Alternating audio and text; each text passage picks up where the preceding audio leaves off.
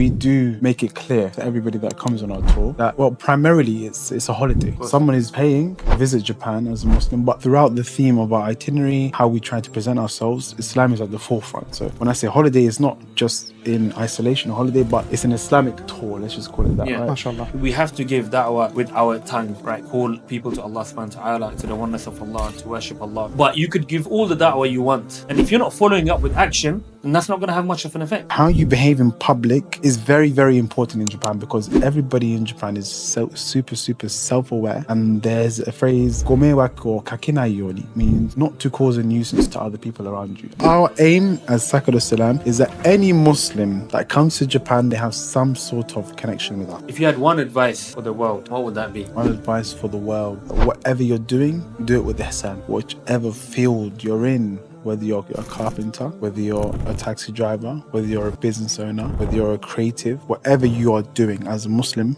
ihsan, do it to the highest and the best that you can, inshallah ta'ala. Assalamu alaikum wa rahmatullahi wa barakatuhu. Bismillah, alhamdulillah, wa salatu wa salamu ala rasulillah, amma ba'd. Welcome to the Tazkiyah podcast. This is episode 10, I believe. And today's podcast is going to be a madness. We have our brother Sharmakhi Dakhani with us. Am I pronouncing that right, Akhi? Yeah, Dakhani.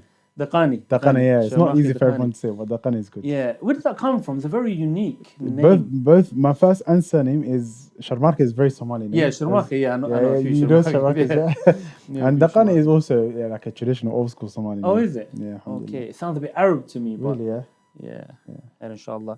Otherwise known as Sharky Sensei. And inshallah, Jazakallah khair for coming down, Akhi. We're joined by our brother Yusuf as well. May Allah bless you both. Ameen. So I'll just start off with a bit of an intro, inshallah.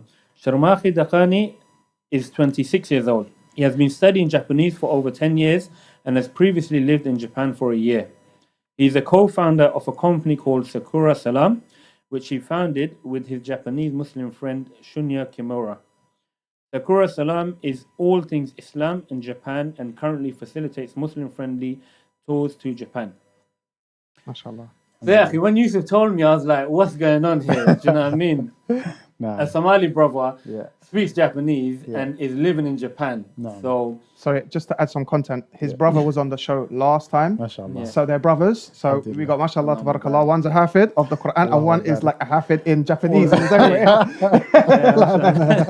MashaAllah. But he's also about to complete the Quran, innit? Your brother was saying. Alhamdulillah. MashaAllah. Inshallah. So yeah, tell us all about it, man, because you know it's a very, very unique. Never heard anything like that before. So please fill us in. So I feel like this is my stage now. If I go to my origin story, if I go into it a little bit, people hear Japanese, and the first thing they assume, primarily, is that I studied the language because I have a love for anime. I think that's the first main one, right? Somali guys growing up, many of them, they watch anime and they have their gateway into liking Japanese culture, wanting to visit Japan a lot of the time is through watching these animes. Dragon Ball Z, Naruto. Yeah, our time is Dragon Ball Z. Dragon Ball. You lot are a bit older. We're too old for anime. Like, but I think you know what it was previously. Anime was a bit neaky, right? Dragon Ball Z was like. Was it? No, but when you're a kid and you're in your house and you have nothing else better to do, and times like this when it's cold, you're just gonna watch anime, aren't you? As a kid, you can't go out. So in our time it was like what WWF, not to promote ourselves, but that wrestling or a Dragon Ball Z and that. Yeah. So the people WWE, WWF, that's old school. That was our times, bro. Yeah. So they assume that my gateway into Japanese language and culture was anime, but no, actually, I went to a public school in Northwest London, and they specialize in languages. So what happened was, from year 7, alhamdulillah, I had the opportunity to study the Japanese language. So I started studying in year 7, 8, 9, just normal ID, just like part of your normal curriculum. And then year 9 came, I had to choose our GCSEs. I forgot to give the slip back for which language I wanted to choose, so they put me in Japanese, alhamdulillah. Then I'd done my GCSE Japanese, I'd done well in my GCSE Japanese. And then when it came to A-levels, I had to pick one. And, pick 3. But I chose 3 instead of 4, my ASs. The one that had the space left for, someone from the class just said, just come check out. Japanese is quite good. Yeah. You have the grade requirements to do it. So I checked it out, alhamdulillah, liked it, studied Japanese. 2014 was the first time I went to Japan as part of my A-level trip. Alhamdulillah. So 10 years ago, subhanAllah, it's crazy. Literally Yeah, 10 years ago, subhanallah. November. So 10 years ago exactly. And yeah, then I went on to university. Didn't start again. Qadr Allah. I tell you, subhanAllah, Qadr Allah. I did not choose Japanese again for my university. I first studied history, and then after 1 year of doing my history degree, I didn't like it, so I changed my degree to politics with joint honors of Japanese. I studied it in university. Then that meant that for 1 year it was compulsory to go study Japanese in a Japanese university in Japan. Okay. Oh, mashallah. So that was kind of my entry into Japanese language, if you'd say. Yeah. And then spent a year there in the north of Japan, Hokkaido, and an amazing place. Honestly, Yeah. it's nothing like Tokyo, really. Actually, I'll get onto our tours, etc. But our tours don't expand to Hokkaido yet. Yeah. But Hokkaido is. I stayed in a small town called Hakodate, more rural. I could count on one hand the amount of people that spoke English. Lights off at 5, 6, 7 o'clock. You see four-year-olds walking to school by themselves. It was a bit surreal. No way. That's Mashallah. Staying in a place like that. something like you see in Saudi, like where women walking 4 in the morning by Yeah. themselves. No Safety worry. definitely. Yeah, there is a great level of safety there in Japan. So it was probably the best experience of my life. 1 year Yeah. out there by myself, playing for the football team, just immersing myself in the culture, and also more importantly for me, the language. Yeah. Like developing my language skills because people out there couldn't speak English. So even if I wanted to, take shortcuts at times and speak English, I didn't have the opportunity to Yeah. because nobody can actually communicate in that language Mm. in where I was. So alhamdulillah, it was an amazing experience. And then yeah, I came back to the UK and always had it in the back of my mind that I wanted to do something with the language. And alhamdulillah, we've now launched our company, had a number of Muslim friendly tours to Japan. And yeah, like I said, Sakura Salam, like you said, Jazakallah khairan. Sakura is a cherry blossom. Yeah. So it's that famous cherry blossom flower in Japan. And Salam is obviously the Islam side, right? Yeah. So we're trying to bring Islam and Japan together, inshallah ta'ala. So Sakura Salam, all things Islam in Japan. Alhamdulillah. So how is the da'wah scene there Da'wah. in Japan? Yeah. I mean, if just to put it in perspective, there's about 126 million people in Japan, right? And the Muslim population is about 250,000. So that's about 0.1% Yeah. of the population. And I think relatively 250,000 people sounds like a lot, but when there's 126 million people, it's not really much at Yeah. all. Of course, yeah. So the earliest Muslims in Japan came in like the late 1800s, and then they were traders in the ports from at the time was India, but it could now be Pakistan or Bangladesh, India. We don't really know the difference. At the time, there was no difference. So now I couldn't say if it was Bengalis, Pakistanis, or Indians, but from the region of India, they came to trade in the ports of Japan. And the first masjid was built in Japan in 1935 in Kobe. Alhamdulillah. And Kobe is in the Kansai region. And actually, we visit that masjid as part of our tours. We go to the area. The area is more famous for Kobe beef. So we get to try halal Kobe beef in the area as well. So 1935, then you had another masjid, 1938, which is the Tokyo Masjid, which is now arguably not arguably the biggest, but arguably the most famous masjid in Japan, which is Tokyo Jami Masjid in the center of Tokyo. And then the other masjid was Nagoya Masjid. So Islam now, subhanAllah, we met with a Pakistani uncle who arrived in Japan in 1976. Yeah, 1976 from Saudi, and he was working for the watch brand Citizen. So he was just working, right? And he was telling us, subhanAllah, when we visited this last time, that there was a period of 7 years, even though Kobe Masjid was built in 1935, of 7 years where he was praying Jama'ah by himself in the masjid, opening the masjid himself, all his salawat except for Jum'ah. SubhanAllah. So you look at these people, this is why it's important to travel, to be honest with you. You meet these people and you think, subhanAllah, look at what they've done for the deen of Allah subhanahu wa ta'ala. Look at the legacy they've left behind. What have I done? It causes you to kind of reflect, isn't it? So there are different generations of Muslims in Japan right now. There's second generation Muslims. And in his case, he's got grandchildren. He married a Japanese woman. His children are half Japanese, half Pakistani. and now he's got grandchildren who are born into this country. So that is, I think, the longest the lineage of Muslims goes. Like that's quite far, 3 generations. But the primary one is like new immigrants coming into Japan now. And then secondary is people who've stayed there for a number of years and now they have children that were born there. So in terms of da'wah, there's not that much happening. But because our tour focuses on Islam so much, when you go with us and you come to Japan, you think, subhanAllah, there's so much happening, you know. You go to masajid, mashallah, like the masajid have different things such as bringing the brothers together every Saturday, different durus and stuff. But in comparison to what we're used to here in London, it's a speck. It's not really much. I was watching a video yesterday. The brother he's like, into his history, and he was mentioning that in the late 1800s, there was a time where Japan felt threatened by the Western powers, the European powers and so on, and mainly the Christian countries, right? Because they were all kind of like on the opposite side. And they tried to, or there was news going around. There was like a lot of news that they were arranging some kind of Muslim Congress meeting. So apparently some news was going around. They were sending, that news to Persia, to Turkey, to Asia, Indonesia, Muslim areas, to get Muslim support. And at a time, apparently, they're saying that is it going to become a Muslim nation? Wow. SubhanAllah. And even that the emperor is almost about to accept Islam. Wow. But later on, apparently, he said it was like propaganda. It was some fake propaganda, used because they had problems with Russia and, the Western powers and so on. But he goes, at the same time, although it was fake news, there was a lot going on. There were a lot of reverts at that time. It was growing, subhanAllah. But like your project, Akhi, it reminds me of the story of Indonesia, subhanAllah. Like Islam came to Indonesia through the Yemeni traders that went and done business. No. And the Indonesians were exposed to Islam, exposed to Muslims. No. And they say, from what I know, I've heard, is that through their manners and through their dealings, they saw that, they saw the beauty of Islam.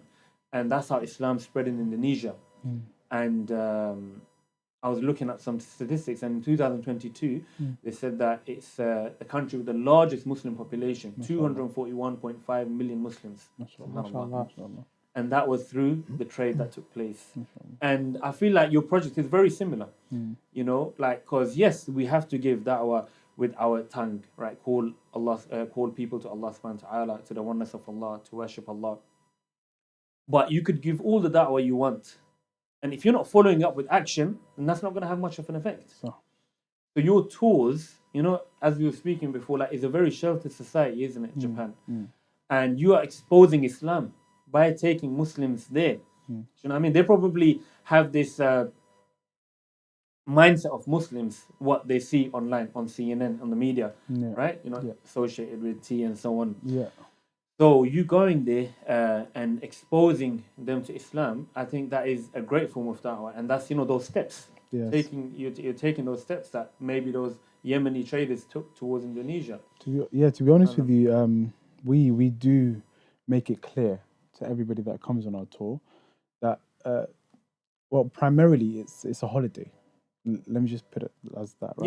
Yeah, someone is paying to visit Japan as a Muslim, but throughout the theme of our itinerary, how we try to present ourselves, Islam is at the forefront. So when I say holiday, it's not just in isolation, a holiday, but it's an Islamic tour. Let's just call it that, right? MashaAllah. So when people come on our tour, we brief them beforehand. We brief them during the tour.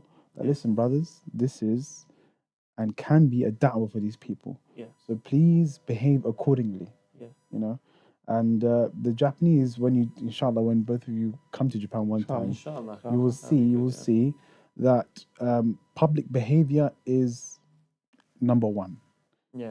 How you behave in public is very, very important in Japan, because everybody in Japan is so super, super self-aware. And there's a phrase, gomewaki or kakenai yoni, means not to cause a nuisance to other people around you. And that, honestly, if you was to take one thing from this, is that is the number one rule in Japan. Do not cause other people nuisance or bother. Right? That's amazing. And that is seen in many forms, such as you're not allowed on the train. This is the one that we always bang on about. because I feel like when we're here in the UK, there is no culture of being quiet on the train. If you want to talk on the train and actually Yeah. raise your voice a bit, no one is kind of looking at you like, "What's this guy doing?" Yeah. But there, majority of the time, the train is quiet. And when we take a group of let's just say people that are born in the West and grew up in the West, it's hard for them to acclimatize straight away and be like, "Khalas, I'm going to be quiet on this train." Yeah. Rather, it takes reminding. Yeah. And if Japanese people can see you with a beard, or if you're a sister with a hijab and you're being loud on the train, right, they're going to associate you with, look, you're just a bother, right? So Yeah. now, following up on what you've just said about the amal following the qawl and the word, imagine you're preaching Islam to them and you're telling them about the oneness of Allah subhanahu wa ta'ala. But what they think is correct and good behavior is being quiet on the train, and you can't do something simple like that. Yeah. They're not going to listen to what you have to say. Yeah. Yeah. Simple things like you come out of the hotel, don't be loud in loud groups. Yeah. When you're walking on the road, just be mindful not to be walking or blocking other people. Really, I feel like if somebody was to live there and they're not used to it, it can get kind of draining. To always have to be looking over your shoulder. Am I causing anyone a nuisance? Let me make sure I'm in my best behavior. It can be quite strenuous. Yeah. But if your purpose is worthy and you're serious, you will definitely abide by their rules first and then come with what you believe is correct. Otherwise, they're not going to listen to you. And that's why I was thinking, I feel like if they were to come to Islam, if Japan was to ever be a Muslim nation, I feel like it would be one of the most productive Muslim nations in the world. How actually they came from getting nuked by America, the Hiroshima and Nagasaki issues, and they came back from that and built one of the world's most powerful economies, right? Like you're describing, and we see this firsthand. Very well behaved, well mannered, stick to rules. Do you know what I mean? And Islam is all about this discipline, and I think the kind of Zen history and meditation plays a part in that as well. Like they're very present. They're focused. You know what I mean? And I feel like if it was to inshallah become an Islamic nation, it will be a major contribution to Islam. And may Allah allow you to be, part of that, a means to that. Because we don't know where actions will go, akhi. Actions are by intention. So that intention is there, and you don't know where it could go. Like I said about the Yemeni traders. But what is it that interested you most about Japan, akhi? I mean, first of all, it was the language. I like languages just generally. But not just touching on this point, it links nicely with your question. I'm interested in Japanese people. Yeah. Like Japanese people are different to what we know, and they're different to anything I've ever known. Yeah. So they have a set of governing rules that governs their society, and then when you join that society, you have to first understand them, know what they are, and then again abide by them to an extent. So what you're saying is even the perception we have, me and Yusuf might have, that's not what Japanese people are. Trust me, From what brother. I know, they're all about honor. I mean, my little knowledge, is that true? I mean, honor is a part of I learned that society. from the From online the samurai TV, history, that was a big thing, innit? It's like honor, so it's passed down, so isn't it? Is that true? I would say honor is a part of the society. Definitely. And even in this understanding of not causing other people a nuisance, there is honor in that, I'm that self-sufficiency, but how far can you go, obviously we as Muslims, we have the family unit, we have the Jama'ah, we pray in the masjid together. That sense of community as Muslims is there. It's a big part of Islam, and being around the brothers and having this warm type of love for the brothers and those around you. But that is, I would say, on the flip side, something that is missing from Japanese society, that deep connection of, belonging and like feeling that unconditional love, you love for your brother what you love for yourself. Man. And that's the high level of iman, So I would say that is missing from Japanese society. And many Japanese people, when they travel outside of Japan and they go to countries that are more known for this type of warm love. I'll give you an example, like Mexico, for example. People overtly show love and hug and, have that sort of love. So when people go out there, they think, wow, this is warm. Atatakai. This is a warm time. But in Japan, you feel that less. People are more conservative. Actually, there's no handshaking culture. So you don't feel the person's hand when you meet them, which is actually an important thing.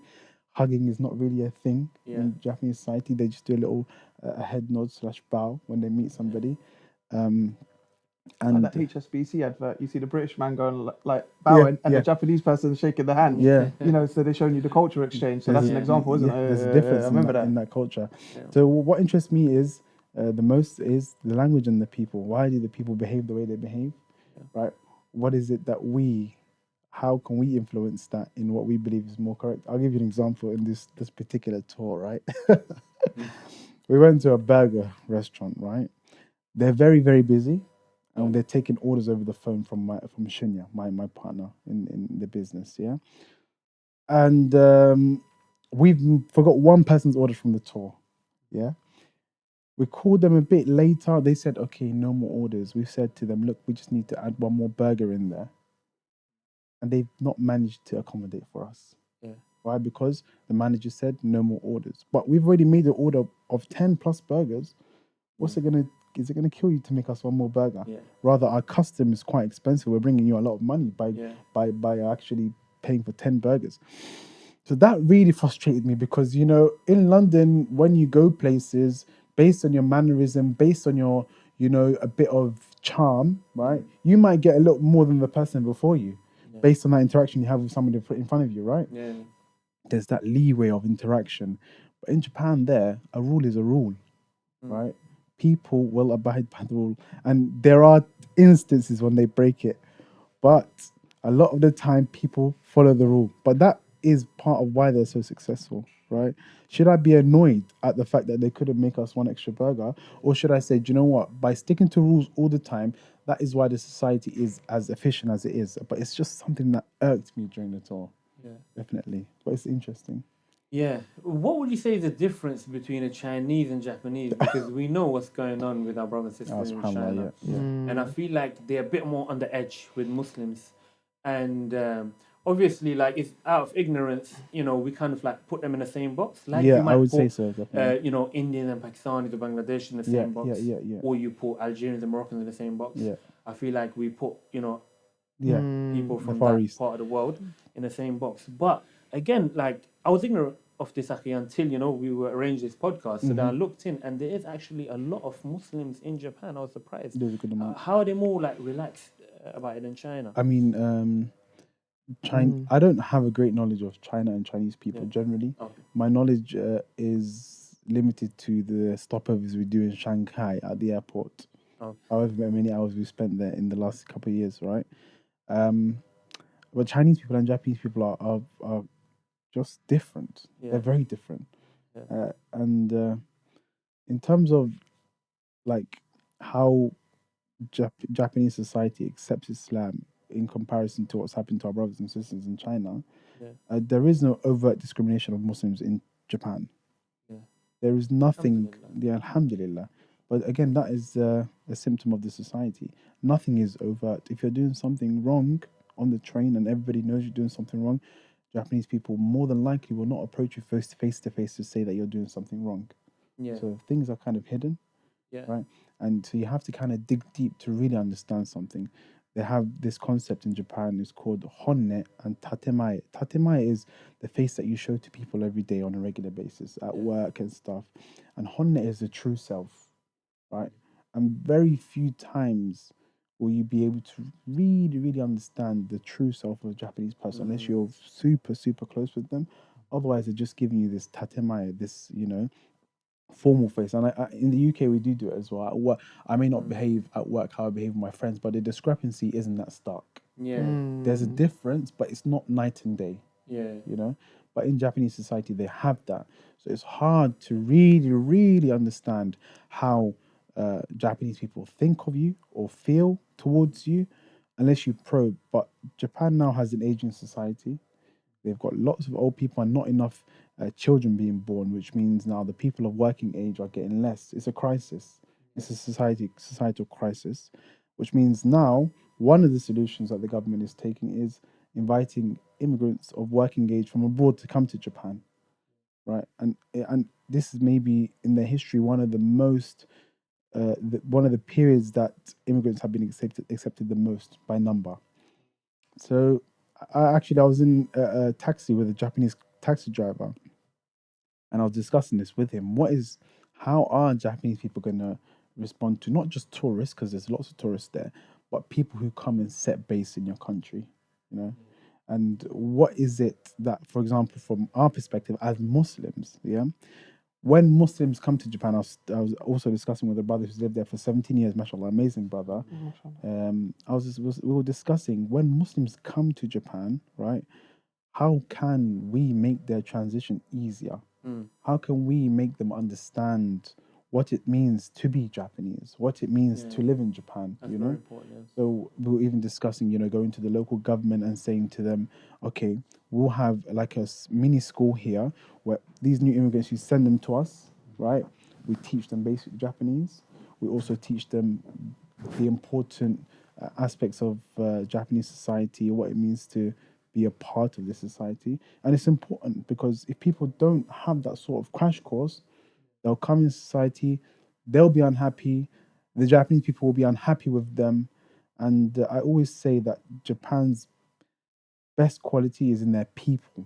Yeah. Their people that's where their strength is. Yeah. So now what happens to that society where predominantly Japanese, now they're getting influxes of immigrants coming into society? What is going to happen? There's going to be inevitable friction in that country. So from our perspective, again, as Muslims, how can we ease the transitions of Muslims coming into the country and then have a great effect on the society rather than being seen as outsiders or nuisances? That's not definitely what we don't want. So there's so much to be done. I know I'm speaking a lot, but wallahi, in Japan, I think there's so much work to be done. Yeah. And that's why, inshallah ta'ala, my plan is to move there very shortly. Yeah. And again, I have my priority, Sakura Salam. Like, we have our own projects of what we want to do, but there's so much work to be done out there. So I just want to ask something. Touching on you going back to your company. Yeah. How often do you take people on the tours? Mhm. And do you get the chance to get everyone to take their shahada? Have you had any experiences of that? And if so, how often does it happen? Because I can imagine when you're taking people on these tours and they see obviously a black Muslim, and he's from the UK and he speaks fluent Japanese, to them they must be intrigued, but to also engage with them in their language. So I'm sure you must have had some experiences where people have taken on their shahada, and if so, like how many have you come across? So, interesting enough, I haven't had the pleasure of seeing a shahada Okay, yet. inshallah. But our tours, back to your first question, we do tours. We've done 2 tours so far. Our first one was in May 2024, this year, Mashallah. about 6 months ago. And the second one we just finished a couple of weeks ago, November 2024. And our next tour, inshallah ta'ala, is in February. February 2025 is when our next tour is. And next year we plan to have at least 5 tours in the year, inshallah ta'ala. So we go for about 10, 11 days, and we go from Tokyo to Mount Fuji, Kyoto, Osaka, Kobe, and Nara. These are the options of cities that we visit. And in that short-ish time, we haven't seen a shahada yet. But inshallah ta'ala, inshallah. But this time, I had a friend that was out there living there. His roommate was close to taking shahada, but the day we wanted to come and meet him, he was unwell. But inshallah ta'ala, the more time we spoke to some masajid, they're saying now we get weekly shahadas from Japanese Muslims, from the Japanese. So alhamdulillah, like, it's definitely growing, the presence of Islam in Japan and the work that's being done by the brothers out there. Alhamdulillah. Alhamdulillah. I had one friend, but obviously he's British Japanese. Yeah. Grew up with us in went to school with us and so on. And a few times I was kind of mentioning Islam to him, and I felt this like resistance, like he was kind of like happy in his own way. He's like, you're kind of doing your thing. Do you know what I mean? Like, whatever satisfies everyone, and I'm kind of happy doing my thing. He would agree with the points, so I'm telling him about Islam and that. But there's that resistance, like you said, very kind of like comfortable in his own bubble, own environment. And have you thought about how you can approach if you were to directly now give da'wah, and tell them about Islam? Or have you had those conversations with individuals over there? So when you speak directly about Islam, in many of my experiences and experiences of people who've been doing da'wah in Japan for a long time, the concept of Islam to them is foreign, number one. It's very, very foreign. And when it's foreign to them, it becomes the unknown, and the unknown is scary for the Japanese, right? So Yeah. if I was to wrap it up, I would say Islam as a concept and Muslims as people, there is a sort of association of all kind of scary, and that's based on it being a foreign uh, entity, number one, but also because of the negative media portrayal of Muslims in the news, as you mentioned before, right? So they are very, very standoffish when you speak to them about Islam or Muslims. And I was doing some street interviews in Japan in May, June, right? And I wanted my end goal was to ask them about Islam. So I first started speaking to them about other things. Then went on to the issue of foreigners because foreigners is still again it's a foreign entity, but it's more warm than Islam. So I said, okay, look, there's lots of foreigners coming into Japan. What do you guys think about this? Oh yeah, well, etc. No problem. Then I'll move on to the question of Islam, Yeah. and then it becomes like, oh, Right. it's a bit scary Yeah. actually. And if they will tell you the truth in your face, they would say it's a bit scary. Yeah. So I would say a direct form of da'wah in terms of telling the people this is Islam, this is Tawheed, oneness of Allah subhanahu wa ta'ala, it may not be so effective for them. But the advice I was given by some imams out there, they say, come to Japan and live here. Yeah. Show them your Islam. Firsthand, yeah. Yeah, literally live with them, be with them, work with them, gift them in Ramadan and Eid. Like, just really exemplify what it means to be a Muslim. And then they will see the true message of Islam. But for them currently, it's difficult to kind of tell them in their face, hi, this is Islam, this is Muslims.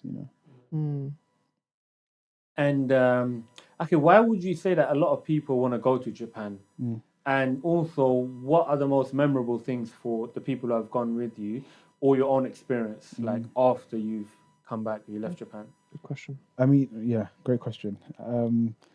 One of the main reasons we started Sakura Salam is because ever since I came back from Japan, people would always say, Japan is on my bucket list. This is a phrase that I don't know, I can't count. Yeah. I genuinely cannot count how many times I've heard that phrase. So I thought, if Japan is on your bucket list, how about we facilitate this experience for you guys as Muslims? That's the niche Yeah. that we're in, right? Because there are Japan tours all around the world, but one that is catered for Muslims, that caters to your halal food needs, that has Japanese speaking tour guides, that shows you the Muslims in Japan and the masajid in a nice format, is what we do.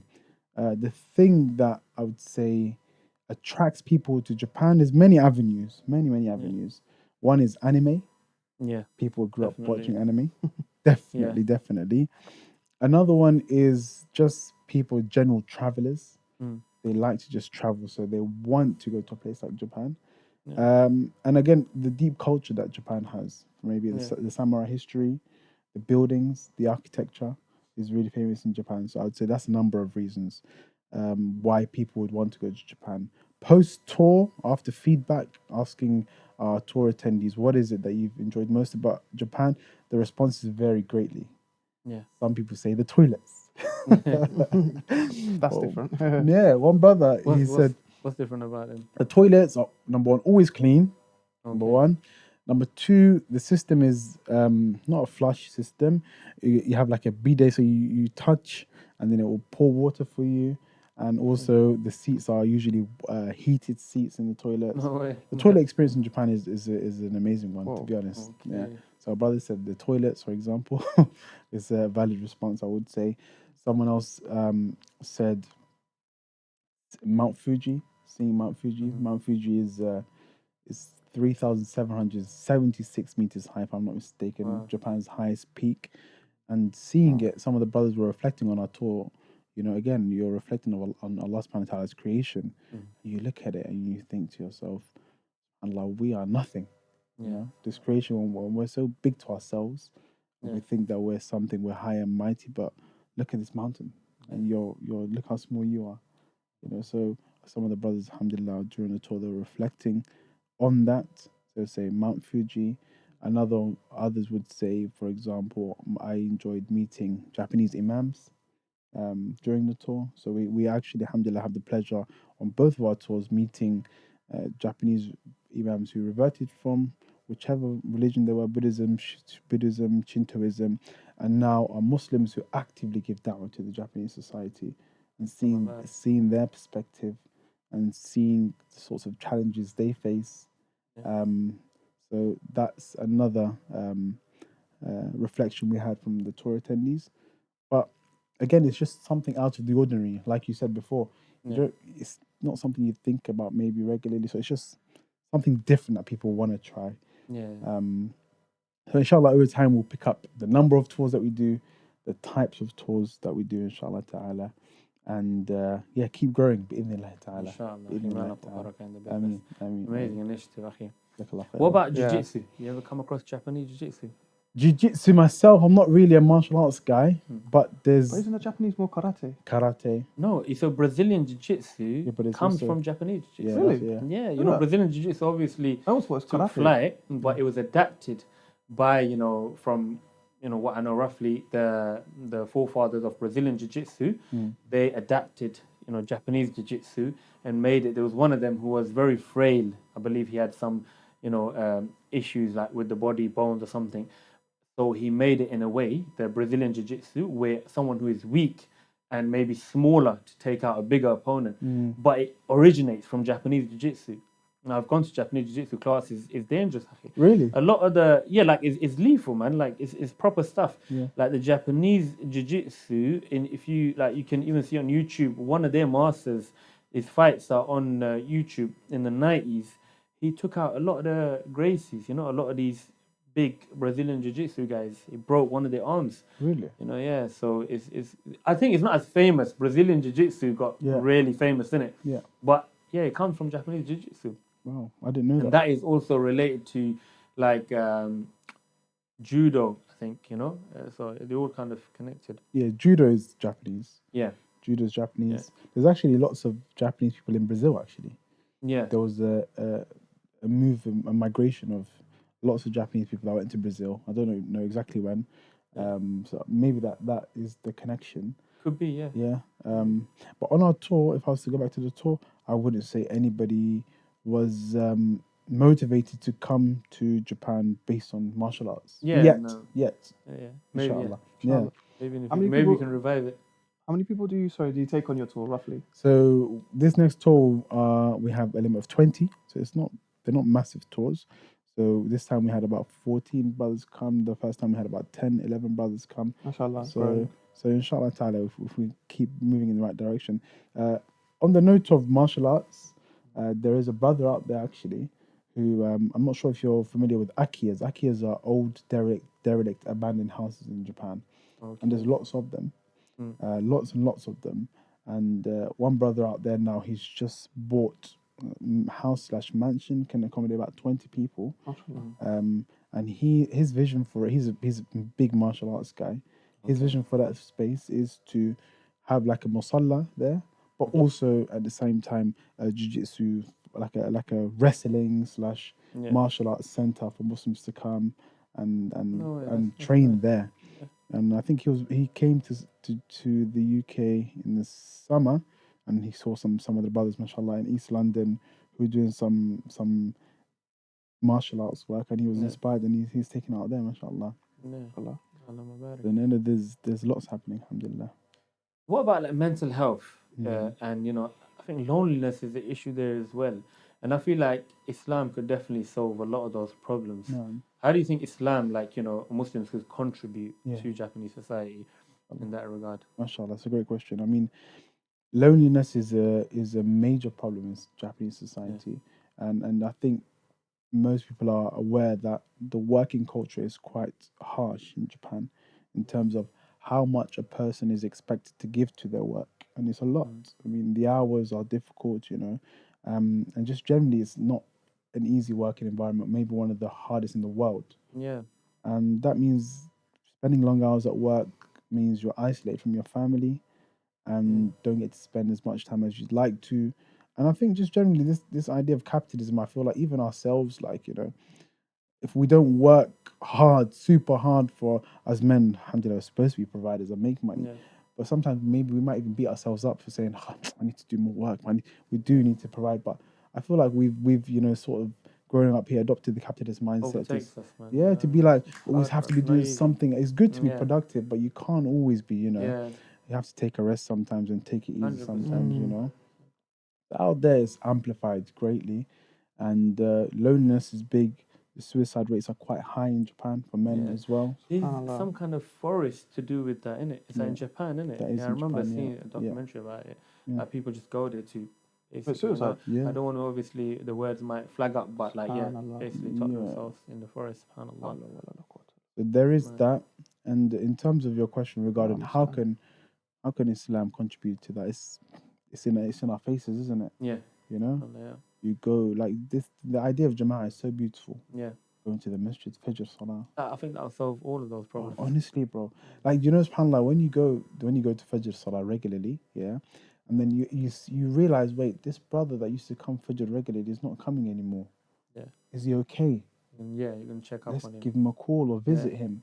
There is that community there, and just that Jama'ah, just that Salah creates that community and that bond. Yeah, So, and again, I feel like it's love for each other, yeah, and you love each other for the sake of Allah subhanahu wa ta'ala, and that is the love that supersedes every other, Yeah. love.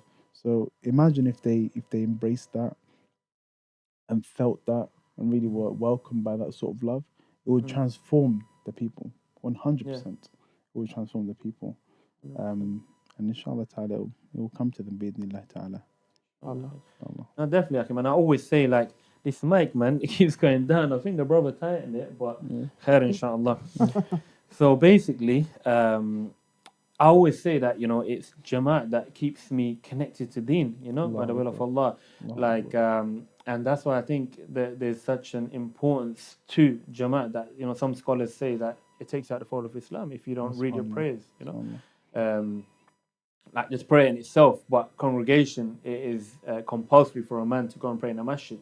Yeah, or you're sinning, right? If you're not praying in congregation, subhanAllah. So it keeps you connected to Deen, it keeps you connected to Allah subhanahu wa ta'ala. And like you said, you go there, you see like, a 10-year-old maybe praying Fajr, or you see an 80-year-old at Isha time, and you see those similar faces, and you have that kind of community spirit. Definitely. You have that reminder, you'll find out, okay, there's this class going on, or there's a weekly khutbahs, and the community stays connected like that. And I think definitely there is a lack in that with the Japanese culture, because there's this brother, a Riva brother, he was saying that there is a lack of empathy within the Japanese culture. And I feel like, alhamdulillah, Islam can solve a lot of those problems. Naam, yes. But yeah, going on, say I wanted to, for instance, go on a 5-night holiday. Okay. Yeah. Can you tell me some phrases? Yeah, me and Yusuf, just give us a little mini training. Yeah. For us to be able to get by for a few days on a Japanese holiday.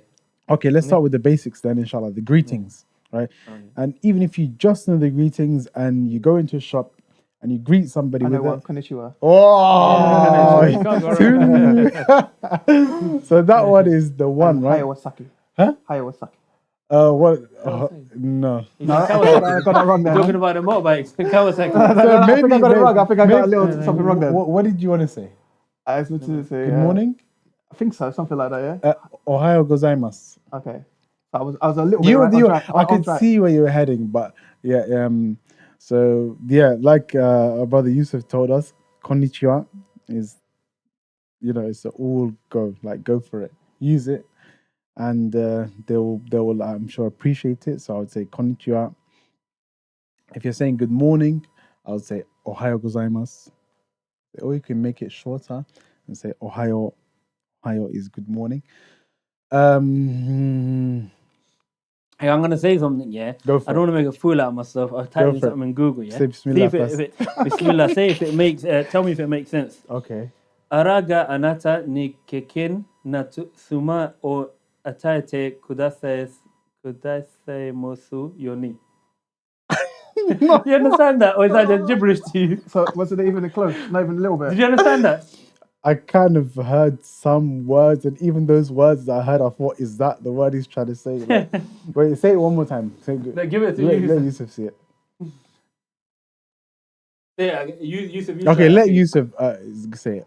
Okay, because it's got the phonetics of like transliteration. like The like phonetics, in yeah. Yeah, the in phonetics. Arabic, Yeah. it will let you know to pronounce the ghain like that. Yeah, Yeah. We So, don't but I don't know this, so I This don't know is the phonetics. Japanese Okay, transliteration. from what yeah. it says is ara gana anata ni keikin na tasuma o atayati kudu a samasu yoni.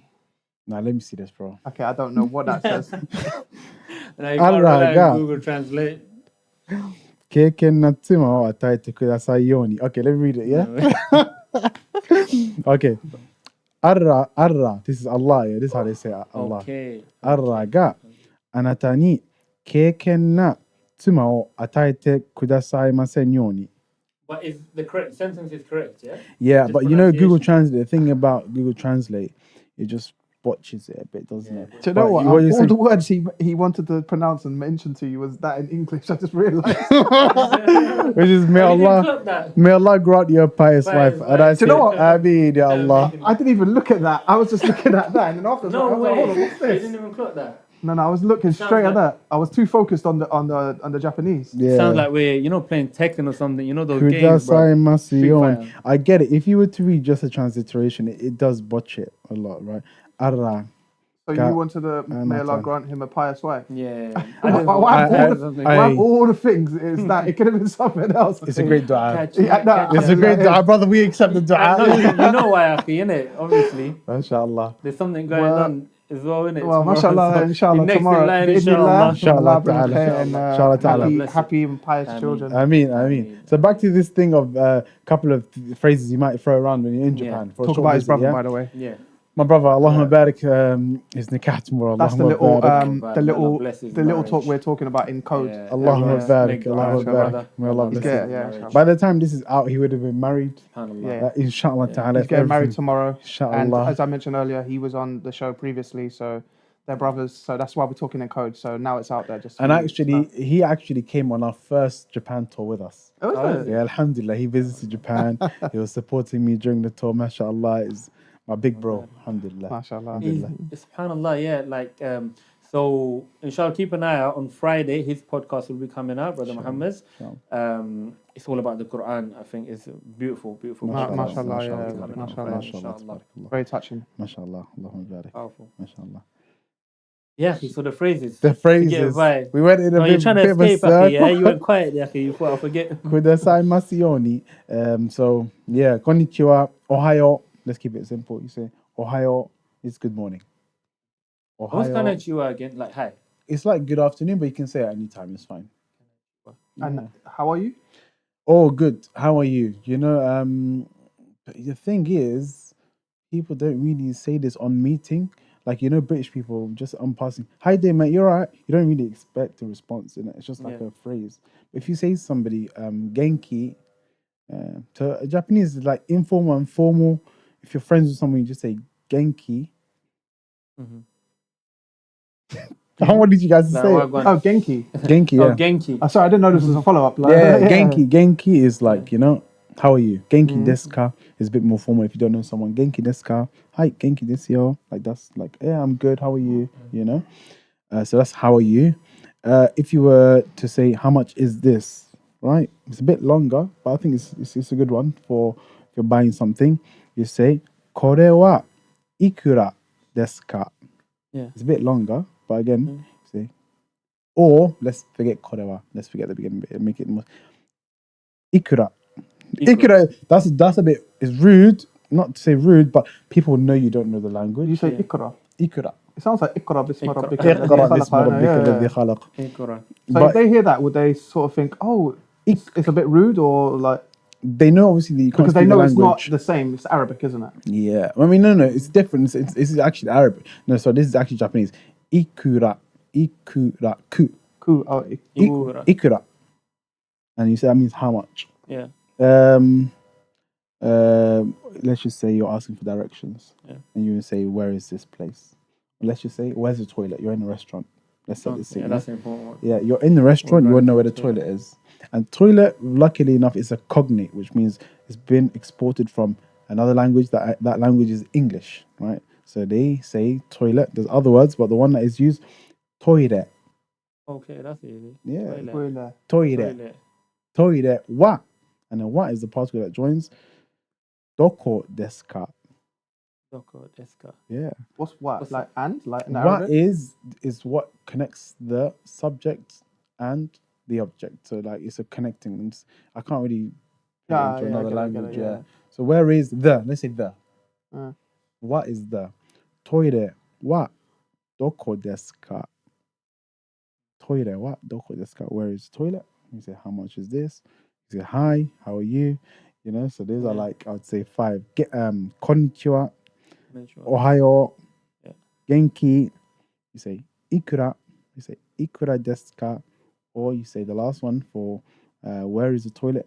Toilet wa doko desu ka? Okay, that's a mini prep for Mashallah. when you're going Do to you know Japan what? now. For It's a sorted. first timer, it's a lot. Yeah. If you see this for the first time, you think, bro, slow down, like slow down. So, Yeah, even for me, that yeah, went over my head. it takes a bit, yeah. So you Yeah. have to break it down. But the good thing about us, alhamdulillah, on our tours, is that you come with us, and I would help you with Japanese for sure. When brothers lose items and we have to go to the place and describe the item and go through all this stuff, that's what we're there for. Yeah. But for simple greetings, right? You say to me, bro, how do you say this? I want to say it. It's part of the experience, you know? Yeah. And it adds to it, alhamdulillah. And so I say this. Khalas, first time I've told you, no problem. Second time, I'm going to tell you again. I'm going to look at you this, I'm going to look at you this, giving you a look like, make sure you remember this one, you know. Third time, you see the brother, mashallah, he's saying it. He's confident. His experience is better because now he feels like, yes, I can do this. It's another part of accomplishment of the tour, Yeah. of learning some Japanese. Yeah. Alhamdulillah. So, yeah. It's like with Arabic, isn't it? You go to like an Arabic speaking country, Yeah. Saudi or something. Yeah. Like you come back speaking you know, pretty much quite a lot of words. You know, Yeah. you get a bit fluent. Yeah. Likewise, I think the same thing. Yeah. What would be some of the most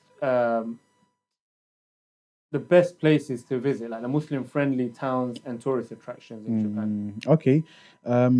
The more metropolitan the city is, the more Muslim friendly it is. So Tokyo, Osaka, Kyoto, Hiroshima is good.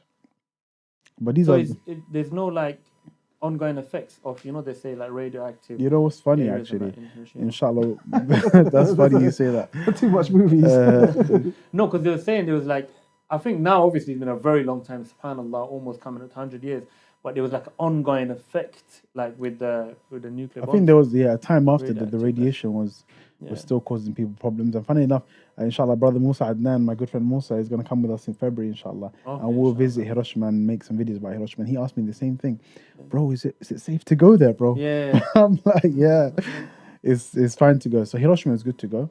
It's all rebuilt, like with the Yeah, there's bombs took place. the main attractions are the atomic bomb museum in Hiroshima, Okay. and then subhanallah, that's where I went in 2014, 10 years ago, Yeah. and you see like when the flash of the bomb, and like people's shadows imprinted into walls because that's how hot it was. Yeah, just obliterated like Just buildings and absolutely, things like absolutely. that. So Hiroshima is a place I would say definitely go. But if we're speaking about Tokyo in itself, Tokyo, the tourist hotspot for Muslims in terms of halal food is an area called Asakusa. Asakusa, that area has got lots of halal restaurants, and actually, alhamdulillah, I was going to say year on year, but month on month, day by day, Muslim and halal restaurants are opening in Japan. Mashallah. Yeah, there's the provision for Muslims is growing. Prayer spaces in terms of masajid, and you don't have to go to a masjid to go to pray. Actually, there's other like information centers, Harajuku Information Center, that you can go to in Tokyo if you're in Tokyo and you're out and about. That you can go pray. There's a prayer space there. If you're in Kyoto, there's a Kyoto Tower in the building there, the third floor. There's a prayer space there as well. And what they do Mashallah. actually, finding off the desk at that's there, they record which country each person like. They give you a little key to access the room, right? But they make you fill out a small form to say what country are you from, right? Okay. And my friend Shunya, he's mashallah Japanese Muslim, right? Yeah. It was him and me and two others, who were four, right? So he went forward to fill out the form, and then the woman speaking in Japanese, and she says, "Okay, there's 3 people going into the room, right?" Yeah. Because she just assumed that Shunya was just taking us around and he wasn't Muslim and going to use the room. Yeah. So she Okay. completely overlooked the fact, and we were like actually the 4 of us praying. She's like, "See what I'm saying? I'm sorry." Like, I was like, "Don't worry, it's fine." Mad. But that just showed me, subhanAllah. Shunya filled out the form to use the prayer room, but she just assumed that he's not going there to pray. Why is it they want to record the nationalities? Is it like for feedback, I think I think it's a business thing in terms like a of survey and all that? it's a Or- survey. But let's just say, for example, we get more people from Malaysia and Indonesia, which actually are the majority of Muslim tourists in Japan. Okay, let's put products that are more appealing to them, for example, to sell to them. Or Got you. there could be something else. Got you. I don't see anything further, because even when I asked the guy, he was very open to tell me. He was telling me, okay, the last person we had in here was from Turkey. We got lots of people from France, Muslim French that come.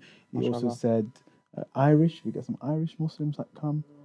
Indonesian, Malaysian. Those are the predominant Mashallah. tourists. Irish Muslims, yeah. Yeah. Really?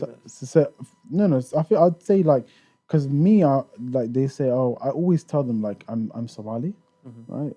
But I was born and raised in the UK. Oh. But they attach the UK to me because I think maybe because I speak English to them as well. The passport. The, be Irish the Muslims. passport. But originally maybe from like Muslim countries. Exactly. Like I know there's some Algerians out there, and it could be like those sorts of a diaspora Muslims. Yeah. If people were to contact you about your tours, how do they get hold of you? So we are responsive on. So my personal Instagram is Shaki Sensei. We have Sakura Salam. You can send us a DM on there. We've got our website. We've got a contact form on our website. On the website, also on the bottom right, there's a WhatsApp icon. So if you send us a message on Do you want to WhatsApp, spell it out because it sounded a bit too quick? Like even for me, Sakura, Yeah. Sakura just- Salam. so it's on top of your Apologies. cap, innit? Yeah, Yeah, you can so see yeah. I've been rapping the whole time. Sakura, and then Salam, salam.co.uk. And on the website, we've got our tickets live now for our February tour. And by the time this podcast is out, you will be able to purchase, alhamdulillah, your tickets for our February tour, our upcoming tour. We're going to be going to Tokyo, based in Tokyo first, a day trip to Mount Fuji, and then moving to Kyoto. And then from Kyoto, we will be in Kyoto, a day trip to Osaka, day trip to Kobe, and also a day trip to Nara. So about 11 days in Japan, inshallah ta'ala. Mashallah. And the tickets are selling fast, alhamdulillah. So make sure you get a ticket on the website, inshallah. And if you have any questions, press that button on the bottom right, the WhatsApp icon, and it will come directly to my phone or Shunya's phone or somebody that's associated with us, inshallah ta'ala. Jazakallah khair. Okay, we'll put the details as well in the Allah description. yabarik So it's a fikum. bit easier for Allah people. yabarik fikum. But yeah, so Jazakallah khair for coming on the show and so on. And I think me and Yusuf need to plan something with you. I can't lie, soon. it's actually on my bucket list. I was going to say that. I was going to say that. We need to I, arrange actually something, gonna, I was discussing it with someone a while ago, and I was like, "That's on my bucket list. It's one of mine, definitely." No, definitely. So I know where to go to now. Like that. No, alhamdulillah. 100%, 100%. Is it on yours? We've got our boys. Yeah, definitely, man. No, inshallah ta'ala. Inshallah. Like our aim as Sakura Salam is that any Muslim, right, that comes to Japan, they have some sort of connection with us, right?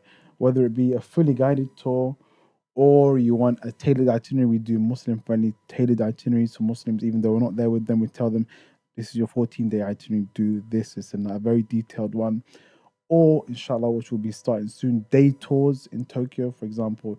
You've got your own itinerary, but you want a day tour going around the best areas or halal food hopping. I'm gonna trademark that one for you guys. Halal food hopping in Tokyo. So inshallah, that's the goal. There's lots of work to be done, but it's exciting. And Jazakallah khairan for having me. Allah yabarak feekum. And you see, like your tours, so the main tour, is it like family friendly or is it for singles? Like, what's the main crowd? So currently, our first 2 tours and also our 3rd tour, which is February, has been brothers only. Because of the logistics of facilitating for families, we haven't yet opened it up to families. Again, we believe in doing things with ihsan. I don't want to open the tours up for families and we're not fully ready for them. Even though sometimes you've got to take a bit of a leap and a risk, it's going to be hard the first time for sure. But bi'idhnillah, mid-2025, we will have family-friendly tours, so you can come with your family. Some brothers that have reached out to me, they're not particularly fond of coming with their spouse, with their wife on our tours, which is very understandable. The most recommended thing for them is a fully tailored itinerary made by us, Yeah. and maybe a day tour or two during the tour that we'll provide for you as well, inshallah ta'ala, while you're in Japan, inshallah. Inshallah. Sakhi, before we finish off, final question I'd like to ask my guests is, if you had one advice for the world, what would that be? Wow, subhanAllah, that's a very deep question, isn't it? Take your time with it, inshallah. One advice for the world. Yeah, for the brothers and sisters watching.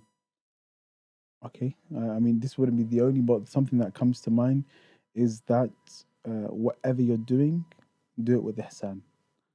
Whichever field you're in, whether you're a carpenter, whether you're a taxi driver, whether you're a business owner, whether you're a creative, whatever you are doing as a Muslim, ihsan, do it to the highest and the best that you can, inshallah ta'ala.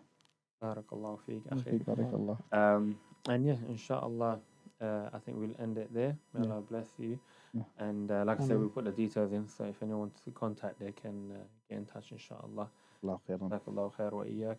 Assalamu alaikum wa rahmatullahi wa barakatuh. Wa alaikum Alaikum salam wa salam wa rahmatullahi wa rahmatullahi wa barakatuh. barakatuh.